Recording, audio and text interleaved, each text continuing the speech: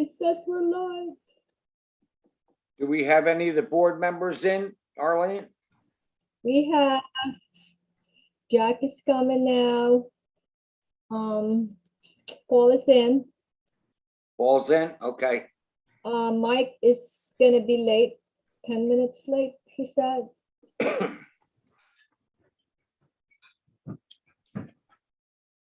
Justin's coming. And Kat should be here.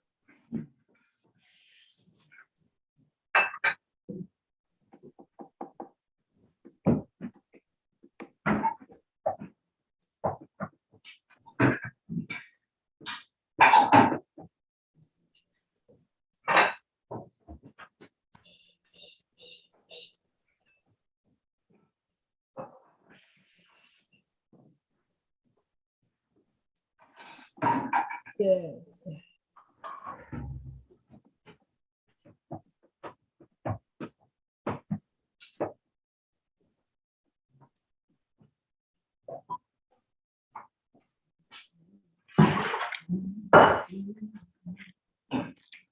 Justin, There's a lot of noise in the background. Who's that?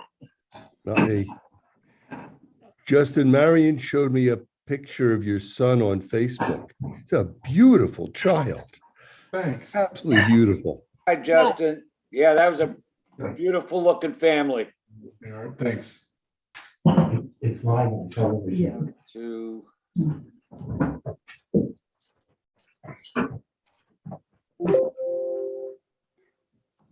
okay, is Paul or Kat in?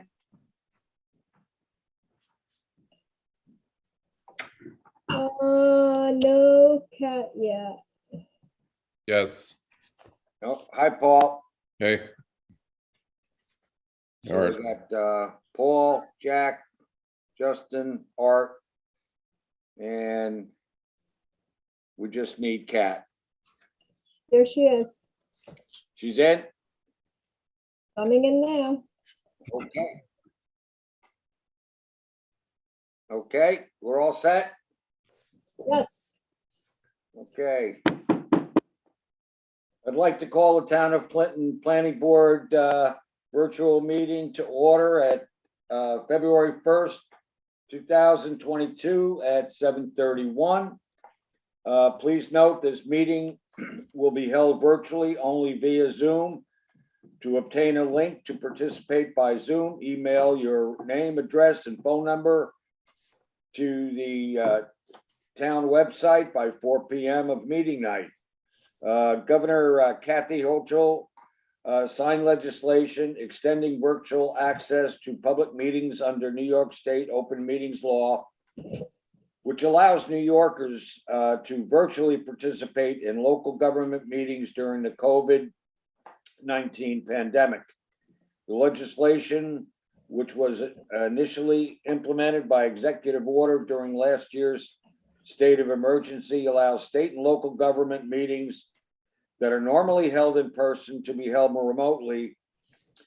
Instead, as long as the public has the ability to view or listen to the meeting, and as long as the meeting is recorded and later transcribed. This statutory change will reduce the need for congregation at public meetings while the Delta variant is prevalent, while ensuring public business can continue. Okay, the first item on the agenda is a public hearing for the Reichert two-lot subdivision. Is anybody here for that? Right here, Mr. Chairman. I am. Okay. I am also. Okay, I got, hold on a second here, I got a glitch. Okay. Do we have a motion to open the public hearing? So Motion. moved. Second.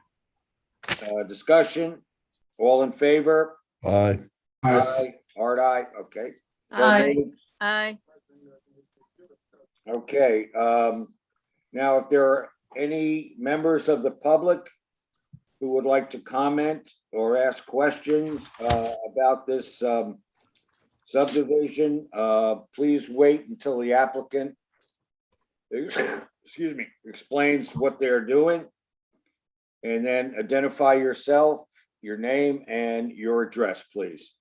Okay, the applicant, briefly tell us what you're doing here. And thank you, Chairman. Thank you, members of the board and neighbors. Thanks for coming out tonight. I'm Kurt Schallmeyer. I'm representing Mr. Peter Reichert. Mr. Reichert lives at 73 Browning Road, and he is the owner of the parcel that we're considering. It's a 63.85 acre parcel, and that fronts on Browning Road and also on Rusky Lane. What is proposed is a two-lot subdivision to create a 5.955 acre parcel that would be fronting on Rusky Lane. And that parcel would be subject to a future single lot development for a single family residence. Arlene's going to put up the map. Thank you. I call your attention to the location map in the upper right corner.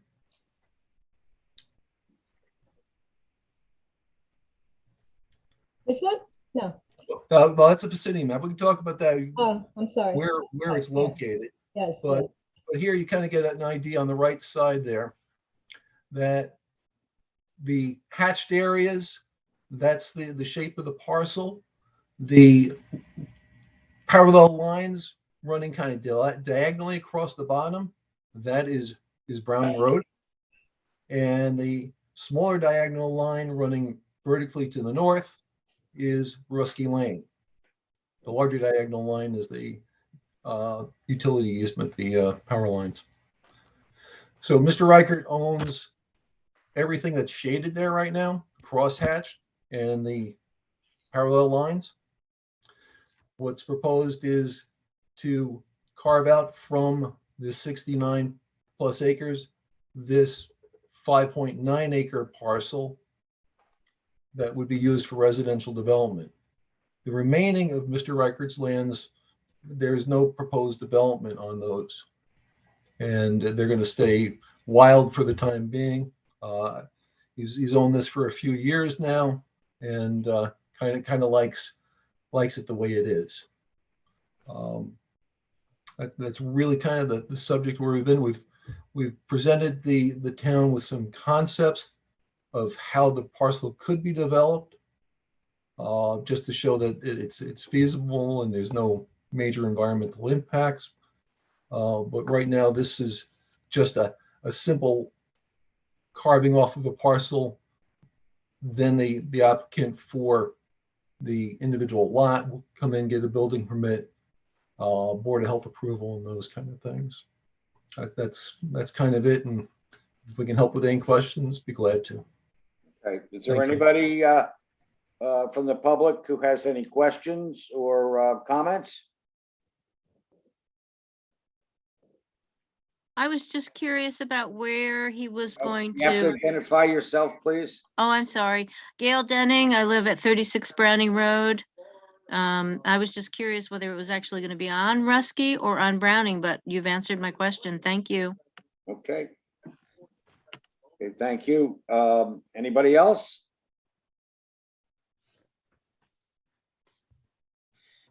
Okay. We have a motion to close the public hearing. So move. Second. Discussion. All in favor? Aye. Hard Aye. aye. Aye. Okay, Aye. so moved.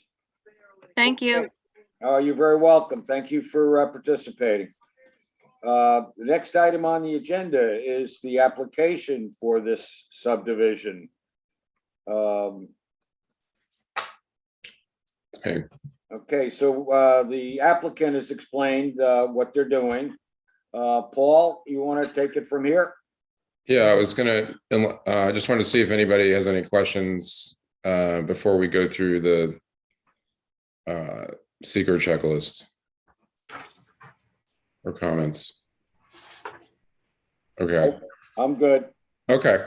So I've got the short form and I'll complete, with the aid of the board, I'll complete part 2. So I'll go through the questions and, give you a proposed answer. If anybody disagrees, just let me know.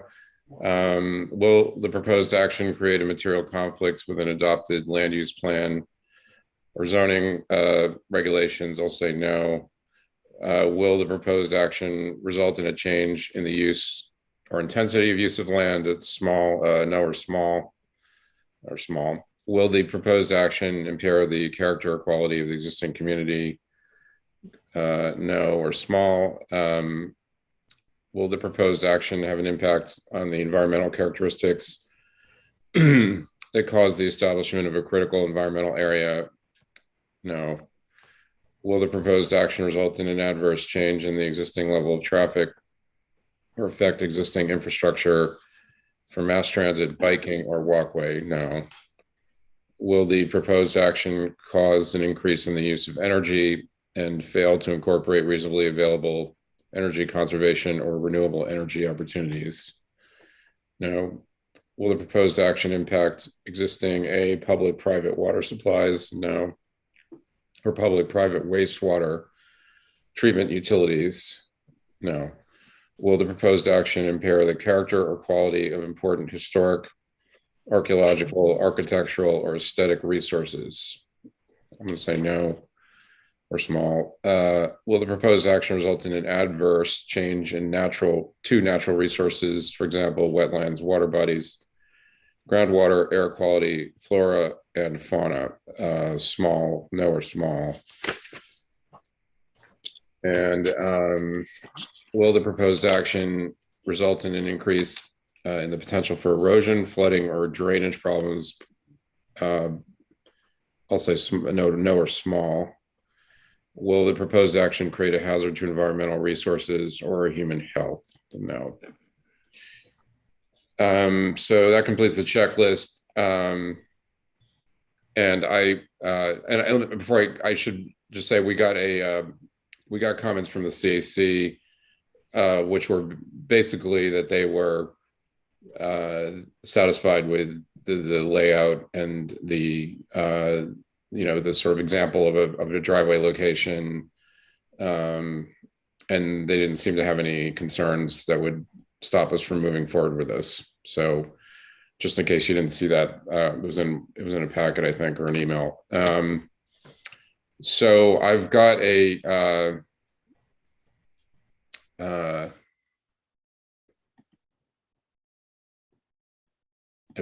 neg deck resolution, if that is to the pleasure of the board. I just have to find it.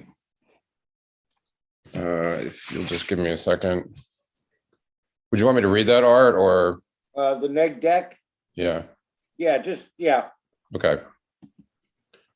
So here we go. So this is a resolution adopting a determination of non-significance under seeker Uyghur subdivision, whereas the town of Clinton Planning Board has received an application for subdivision from Peter Riegert for the purpose of subdividing a vacant 63.85 acre parcel located at Rusky Lane and Browning Road in the town of Clinton into 2 lots consisting of 5.995 lots, acres, lot 1, and 57.895 acres, lot 2, as shown on a map entitled Preliminary Subdivision Plat for Peter Riegert, prepared by Heidegger Land Surveying, dated July 17, 2021, and revised on January 19, 2022, known as the map.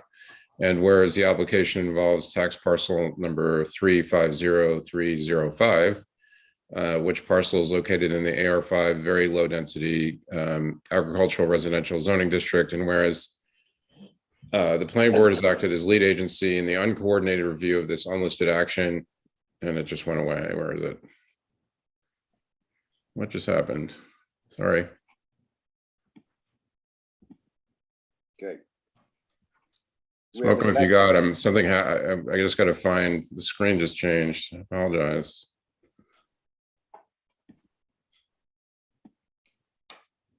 Well, you finished the neg deck, right, Paul? Yeah. Oh, sorry. I'm back. I gotta just it disappeared and now it's back. Whereas the planning board has reviewed the environmental impacts that may be associated with this action. Now, therefore, be it resolved that the planning board has determined that the proposed action will not result in any significant adverse environmental impacts, and that a draft environmental impact statement will not be required. And further, be it resolved that the planning board cites the following reasons in support of this determination of non-significance. I need new glasses. 1, the proposed subdivision contemplates the conversion of one parcel comprising some 63.85 acres into 2 lots, resulting in the net addition of 1 new lot.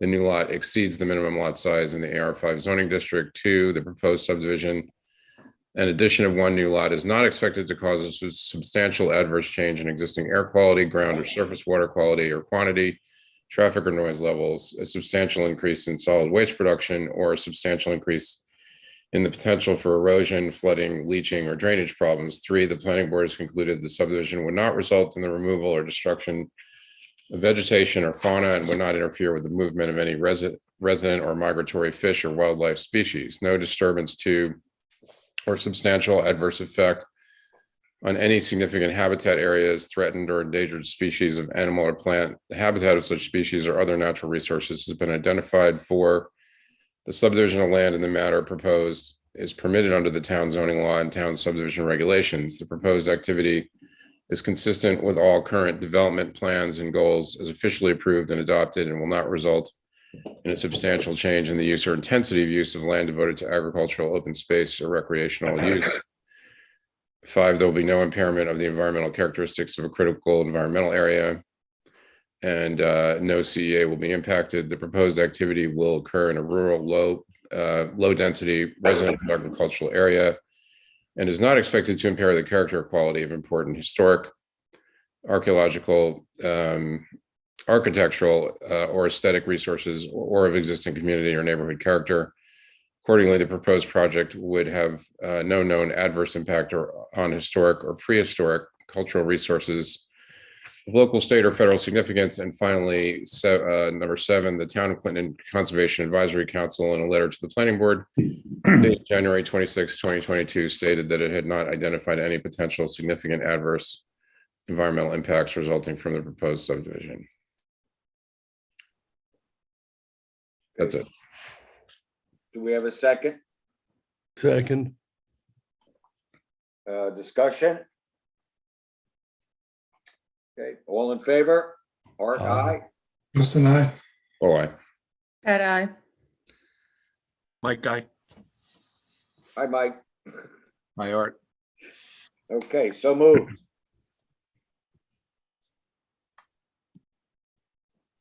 Okay. Paul? Yeah, I'm trying to open my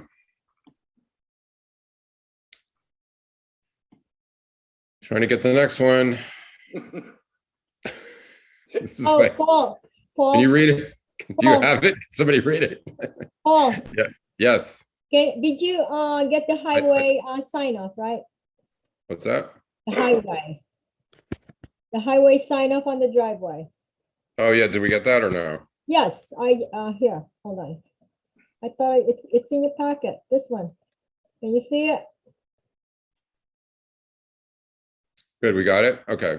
Can you see it? Yeah, January 18th. Here we go. Okay, here it is. I got like multiple screens and they're all over the place. All right, so this is the a proposed resolution granting preliminary and conditional final subdivision approval. So I'll read it quickly, and maybe I should add the highway thing, which I did not have in here. Whereas the Town of Clinton Planning Board has received an application for subdivision from Peter Riegert for the purpose of subdividing a vacant 63.85 acre parcel located at Rusky Lane and Browning Road in the town of Clinton into 2 lots consisting of 5.995 acres, lot 1, and 57.895 acres, lot 2, as shown on a map entitled Preliminary Subdivision Plat for Peter Riegert, prepared by Heidegger Land Surveying, dated July 17, 2021. It sounds familiar, and revised on January 19, 2022, the map. And whereas the application involves tax parcel number 350305, which parcel is located in the AR5 very low density agricultural residential zoning district, and whereas the parcel is within 500 feet of a working farm in an agricultural district, and an agricultural data statement has been submitted, and whereas the planning board previously granted sketch plan approval for the application on January 18, 2022, and whereas the planning board held a public hearing on February 1, 2022, concerning the proposed subdivision and closed said public hearing on February 1, 2022, and whereas a short form EAF Part 1 has been received and reviewed, and whereas the planning board as lead agency has determined the proposed subdivision would not result in any significant adverse impacts and has issued a determination of non-significance pursuant to the requirements of the State Environmental Quality Review Act, this unlisted action, and whereas after review of the map, the planning board has determined that the proposed subdivision is in compliance with the requirements of the town of Clinton zoning law, subdivision and lot line adjustment regulations and master plan.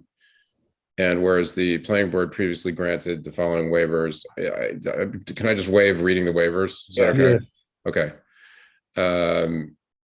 Thank you. And whereas pursuant to section 277 4B of the New York Town Law and section 20618 of the town of Clinton subdivision regs, the planning board has determined that a proper case exists for requiring that a park suitably located for playgrounds or other recreational purposes within the town be required for this development. However, pursuant to 277 4C of the town law, the planning board has determined that a suitable park or parks of adequate size to meet the additional requirement cannot be properly located on the proposed site, that the application shall pay a sum of money in lieu thereof relating to each new lot created, but not to include the original lot, in the total amount of $4,500, $4,500 per new lot created, representing the amount payable as established by the town board. And be it further resolved that the planning board hereby grants preliminary and conditional final subdivision approval for the Riegert subdivision, provided the following conditions are met. One, payment of all applicable fees, including the park and recreation fee, and two, submittal of a final plat for signature prepared in accordance with the requirements of the town zoning law and town subdivision and lot line adjustment regulations. Okay, do we have a second? Second. Okay. And I was just going to say, I can add something about the highway having approved the proposed Okay. location. Can I ask a question? Yeah. Hi, it's Dale Curtin. I have an adjacent property. I'm a little confused about the segue into playgrounds. Could you back up and tell me what that has anything to do with this new 5-acre parcel? It's Subdivision? yeah. Well, actually, the hearing is closed, but we can certainly answer the question. But if you create a new lot in the town of Clinton, the town reviews whether under New York state law and under local law, the planning board reviews whether it's appropriate to require the developer to create recreational space.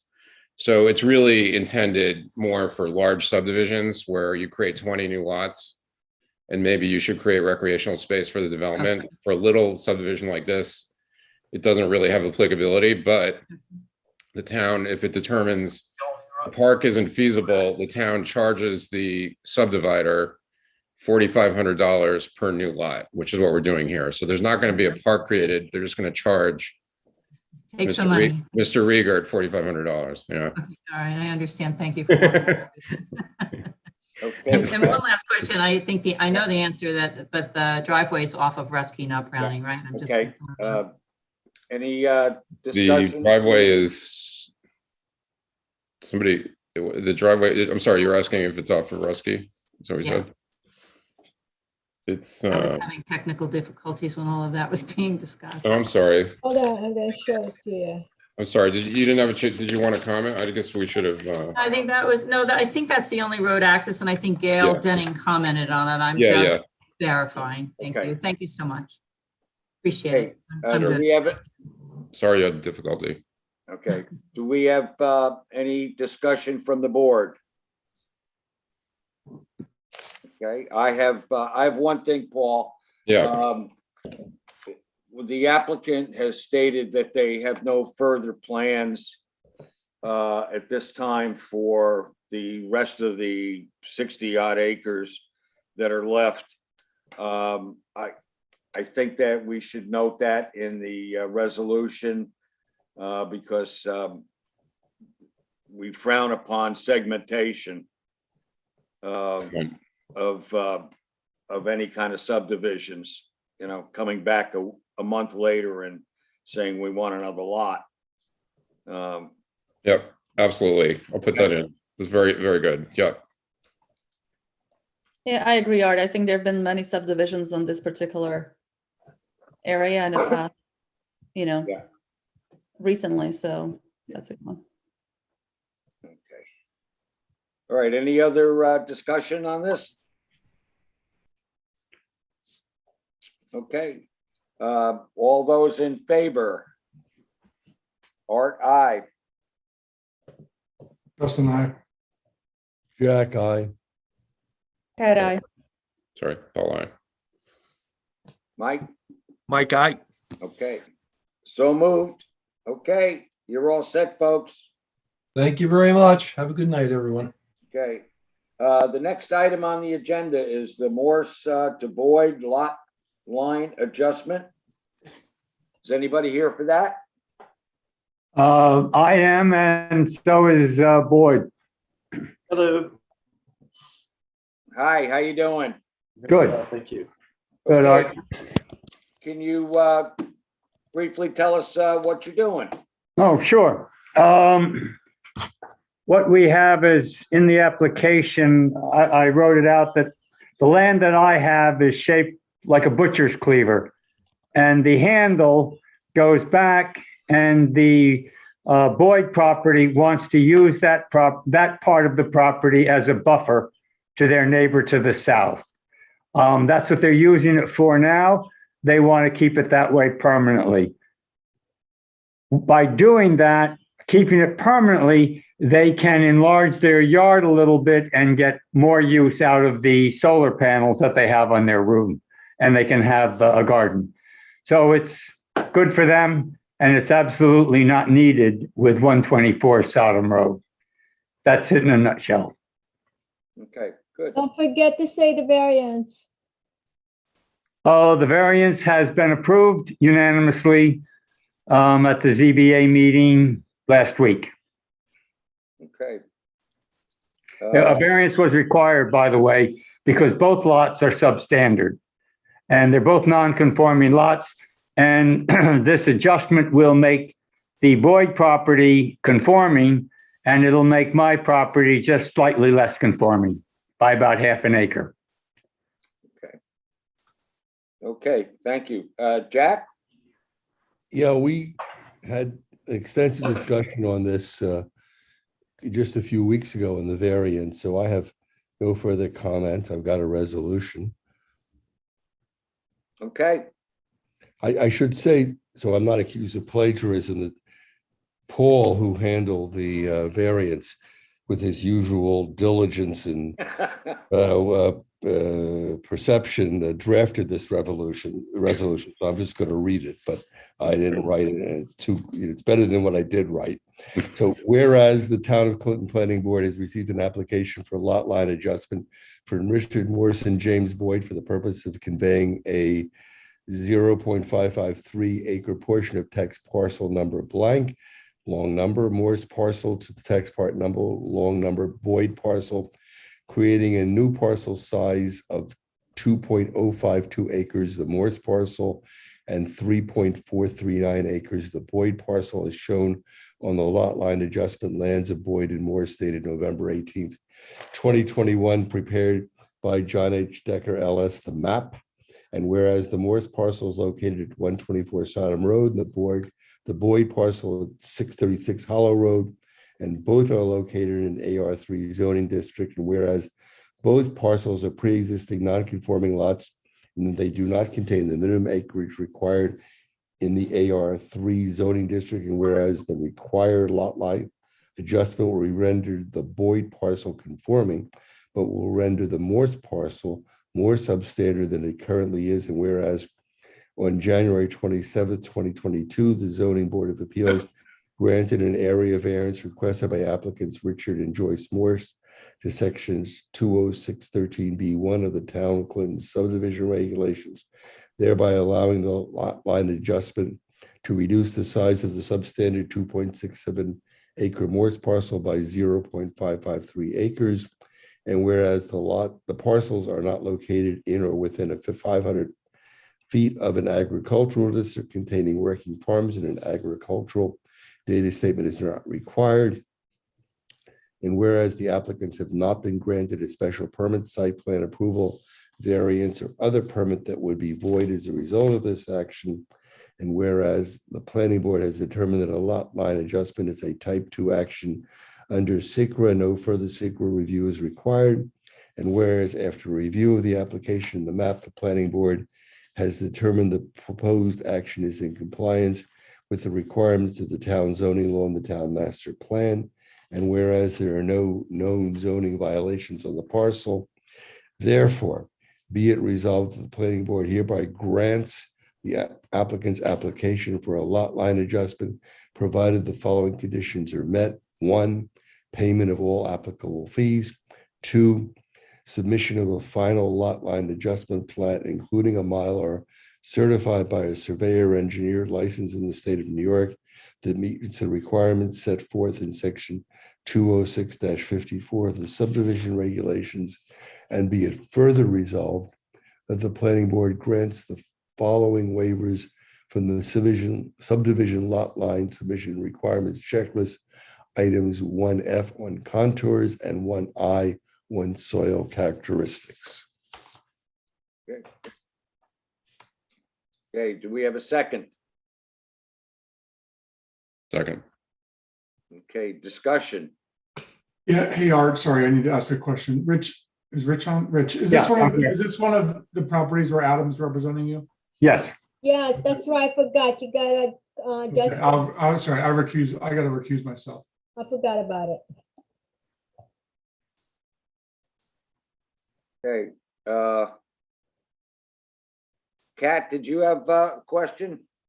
Oh, yeah, I think, sorry, you mentioned solar panels in your description of the use of the I just wasn't aware there was any solar panels on the property. They're on the roof of the Boyd property. Oh, the roof. There are Okay. so many trees that are so high, particularly this time of year, they're not getting the percentage of sun that they should.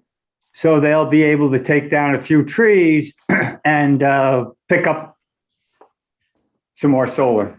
Okay.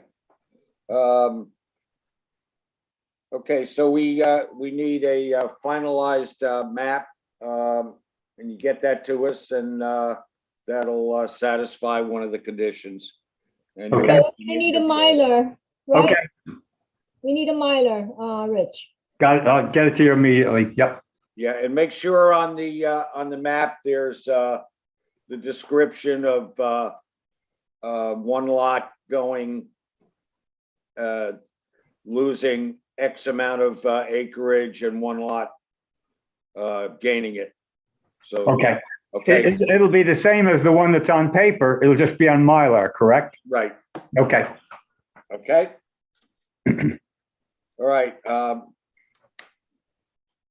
All in, Go go ahead. We got to vote, that's all. Yes, all in favor? Jack, aye. Art, aye. Cat eye. All aye. Well, okay. Okay, so moved. You're all set. Thank you. You're all. Thanks very much. Yep. Good night now. Good night. Thank you. Okay, hey, Jack, Yep, you know that, do you think that, that now that we know Paul has done such a great job, we should give him, more work? absolutely. I want to give him all these applications. You don't want to be too outstanding, Paul, you know? It doesn't help. No danger of that. Thank you. Okay, we have, minutes, 12:19 and 1:04.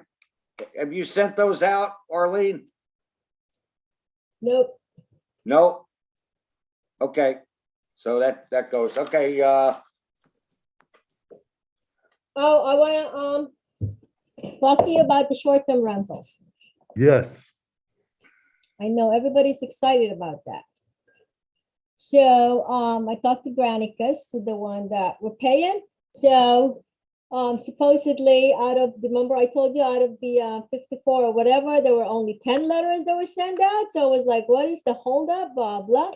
So anyway, so to make the story short, I checked all the things sent. Now they're all coming and calling me and mailing, and they're all coming forward.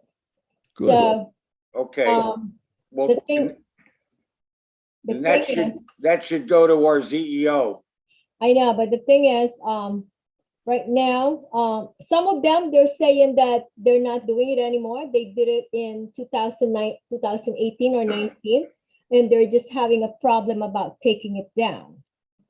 So, Yeah, okay. well, anyway, so another issue is, anyway, so that's what it is. So I guess it's finding out who's really are doing it and who's still not doing it. Okay, can we get the members of the board, can we get this list? Because we're all of us go around the town, and if we see something or a neighbor says something to us, we can look up on this list and, Can I give it to you? I gave you all. Yeah, we have it. You Yeah, we have have it, I think. We I have it. gave it to you. you have it, I don't have it. You have it. You have to go. Send in it the again. Drive. Send it again. Okay, all right. Elliot. You still here, Elliot? I am here. Okay, well. Zoning revision workshops will restart tomorrow. In person, at Town Hall. I believe 6:30 is the start time. The meetings will be televised. But it won't be a lot, oh, I forget the word. If you want to participate, you need to be there in person. You can watch it on channel 22. There may be a live stream on YouTube, I'm not sure. But you won't be able to participate if you, unless you're actually present at the meeting. I had also just put this out on the table for anybody who wants to think about it, mentioned to Art before the meeting about changing the start time from 7:30 to 7 o'clock. I don't know if there's been any thoughts or discussion about that. 7:30 has been the start time for as long as anybody can remember, but it's not carved in stone. The board can change the start time, and boards occasionally do. The town board has changed its start time, I think, twice in recent years. The library board, I know, has changed its start time, and other groups have as well. So I'm going to suggest for you guys to consider, and also for the ZBA, when they come up for their next meeting, changing the start time, or at least think about changing the start time to 7 o'clock. But it's obviously What's your the- decision. Is there a reason for 7 o'clock versus 7:30? Only that 7:30 meetings can sometimes run very late. If you get involved in a lengthy discussion, the ZBA meeting, for example, last week was well after 10 by the time it broke up. A half hour earlier, I think would have been better in terms of getting a slightly earlier, ending time.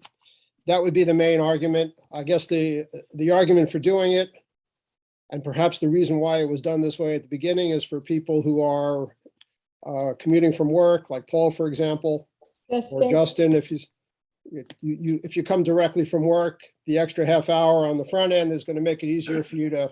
And not only that, if we have like an applicants, like surveyor, engineer, lawyer, they're all working.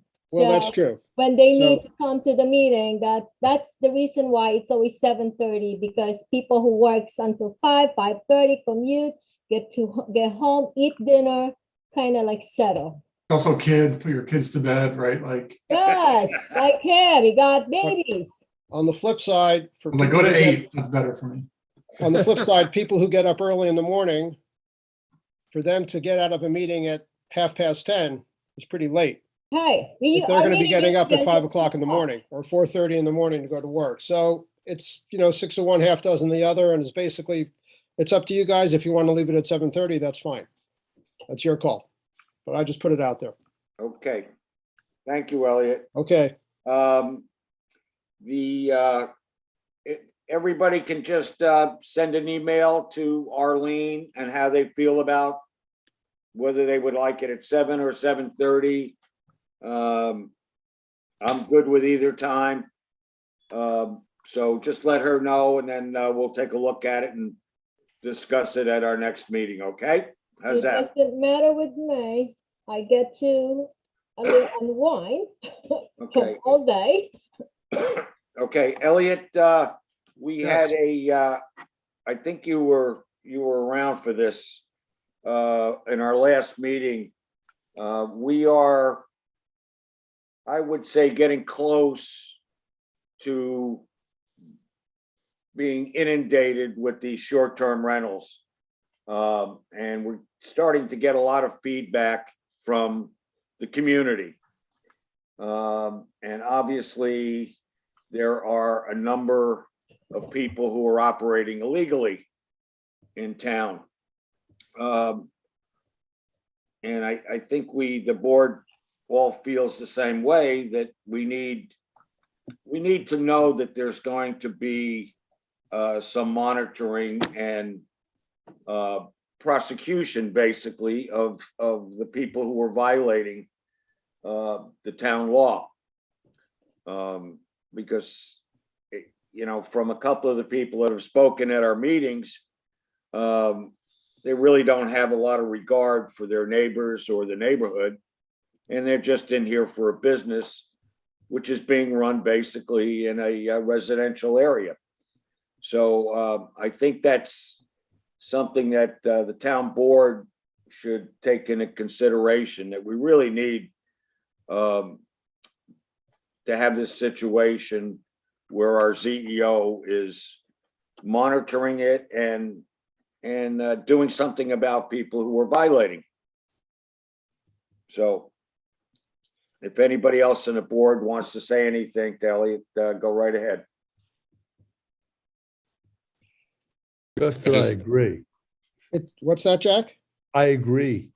It's unfortunate that this company we hired 2 years ago never got around to contacting those 60 people, or we'd be 2 years ahead of the process in terms of where we are now.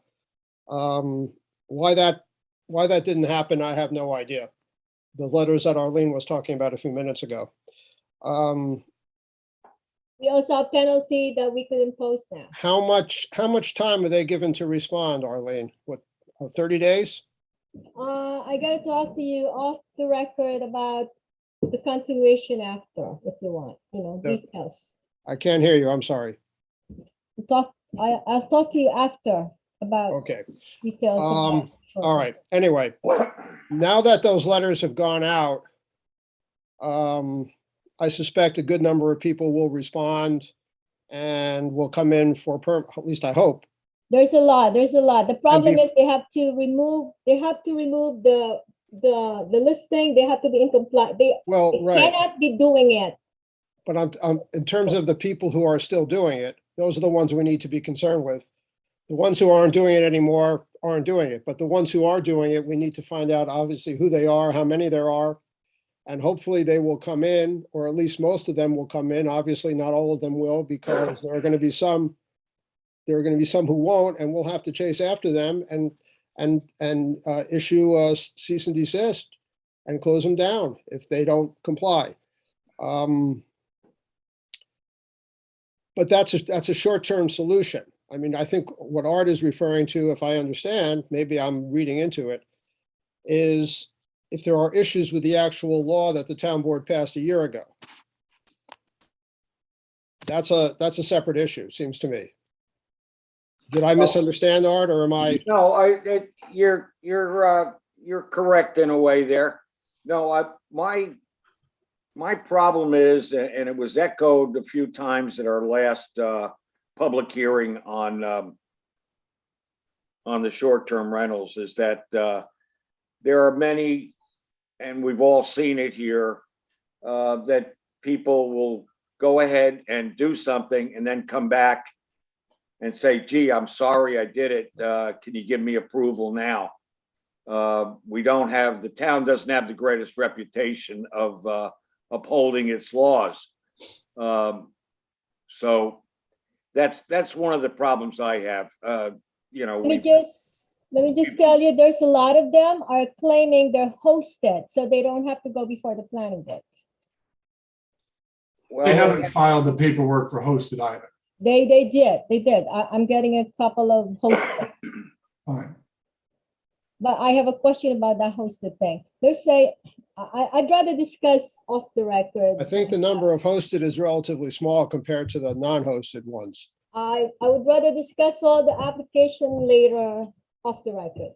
I thought the biggest issue from our public hearing a few weeks ago is that people are coming to the planning board to make generalized grievances about Airbnb, which were properly due before the town board when they passed the law a year ago. And I don't know how we, avoid having the same conversations every time. It's just that, right, the newest neighbor that, has their neighbor putting up an Airbnb wants to come and say the same thing, that I've got strangers around or whatever, but like none of that is our problem at that point, but we're the outlet for it. And I don't know how the board deals with that, Elliot, right? To like make sure these people are heard, but it's, in my mind it's too late, but it's, doesn't feel good, right? To tell people that like, hey, your chance to weigh in on this was a year ago when the town board was writing a law. But I think some of the neighbors too are just complaining because they just don't want the short-term rentals. That's a generalized grievance, right? When we ask them, do you have a specific complaint about this property? The answer is no.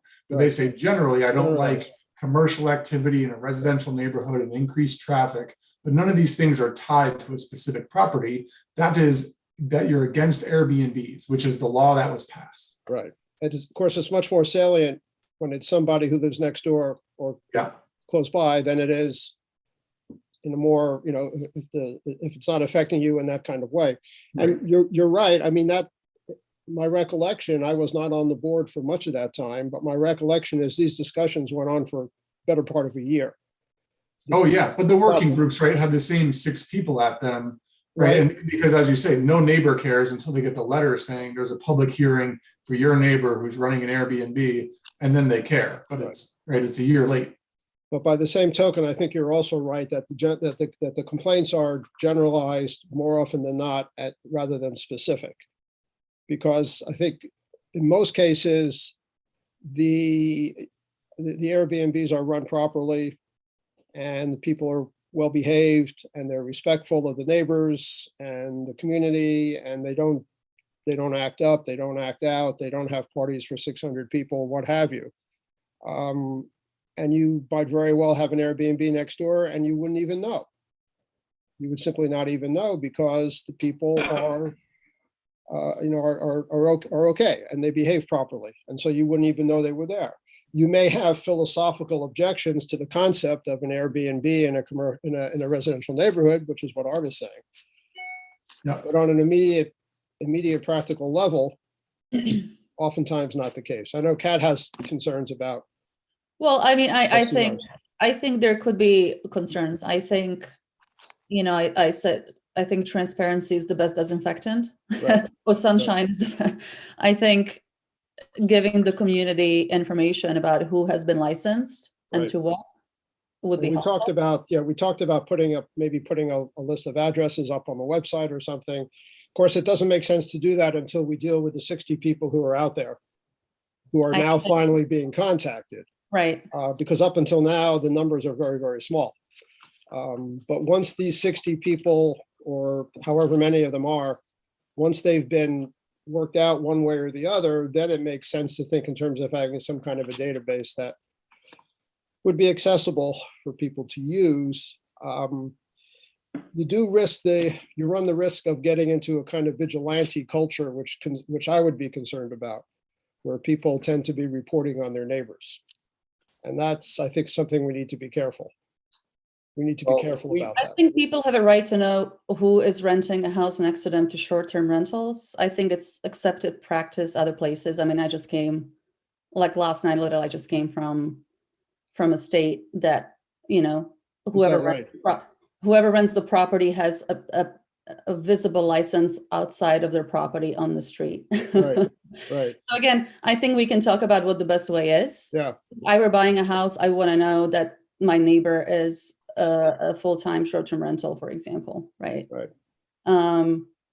I think these people come to the planning board and apply for the license and have a public hearing, so their identity is known. It's not a secret.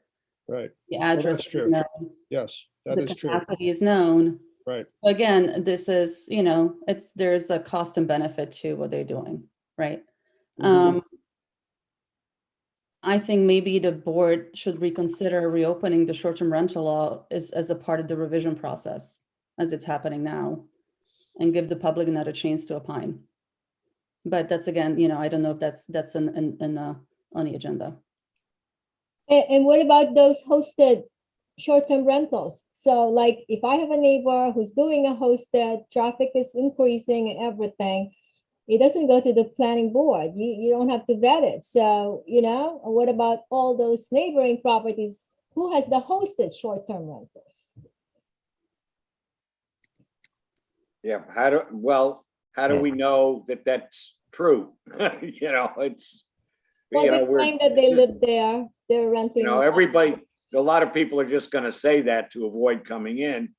But, Actually, you could see on the Airbnb, whether they're renting the whole house, it would say in there, the whole house is rented or just 2 rooms or whatever. okay, all right. I just, I have one other question, and it may be under the heading of Baroque worries rather than the real ones. But I notice that at least a couple of my neighbors are on that list. I understand that when they finally come before us, if they have to, I will recuse myself. But my question is, can I still be heard as a member of the public during the public hearing, or am I recused from that as well? I would think not, but I wanted to raise it because I think we all may find ourselves in a similar situation where, as citizens, we may have a view, and I don't know that I give up my rights as a citizen just because I'm on the planning board. When you say not, do you mean not being able to speak or not having to be quiet? Not, Good line. I want, if I'm recused from voting Right. on a matter, Right, I would normally leave the room and not be there for the discussion. right, okay. But if okay. I want to be heard during the public comment session, like any other member of the public, I think I'm entitled to that right. and I just I wanna be mean, clear I'm not a about it. lawyer, but I would think so. Well, so I don't know the answer to that, Jack, but there was a comment, insinuation made for a different recusal matter at our last meeting that a board member may have to entirely disappear from a matter that's before the planning board because we, the other members, could be influenced by the fact that we know you, Jack, and your testimony might carry more weight. There was a reference to some New York law. I tried to find it. I couldn't find it, but it may be out there. And I think it's probably worth maybe asking the town attorney for an answer on that, because I think it's That's apply to all of us at some point. That's what sparked my thought, was that discussion. And Arlene, can we just ask Shane for, He already, there is, he said that he stated a case law about it. what did he An say? attorney. I have What to did he find say? that now. I sent that to you, and that's what he said. He No, no, stated he because was, I don't recall receiving anything. I don't think that was about whether you could comment as a private citizen. I think that wasn't just about the recusal.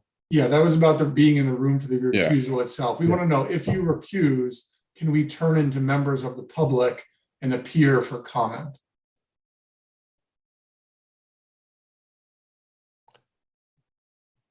I think it's worth asking Shane. Yeah. because If there's some kind of law, I'd like to know about it. If it's Jack, I think we don't want him to comment, right? Absolutely. But given Anybody else is okay, but you're not. There you go. I'm for that. All right. Problem solved. Yeah, Okay. All right, anything just want- else, folks? sorry. Paul had a comment about. I just that. wanted to say very quickly, I agreed with Kat's comments about making the list public because I think it's really important, and the law is set up that people are supposed to come forward if there are problems with these Airbnbs and register their complaints, and we're supposed to consider them when they renew, and if they have to know if it's an approved Airbnb or not. So I know we're still in the process of getting this all, set up, but I think we should get the list available sooner rather than later. Mhm. That's it. Thanks. Yeah, and I think, the differentiation between hosted and non-hosted, and 30 days is this and 31 days is, it's a very complicated law, I think. And the complexity and the specificity creates a way to, get around things. But again, Elliot, I think perhaps there is a room for the board to, as you get to the close to the revision process, to reopen potentially comments, at least from the public, on this. I mean, there's still the same enforcement, the same rules apply to the hosted, and there's the same complaint mechanism. So if you're having problems with a hosted Airbnb, you have the same rights as if it's non-hosted. So, I understand people are going to try to get around going to the planning board, but there should be the same enforcement, mechanism in place if they're having big parties and lots of people, that kind of thing, that can be handled. But we knew this was going to be an issue, that people were going to claim it's hosted, and then they, because they were at their house for 2 weeks a year, and you know what I mean? We sort of thought that would happen.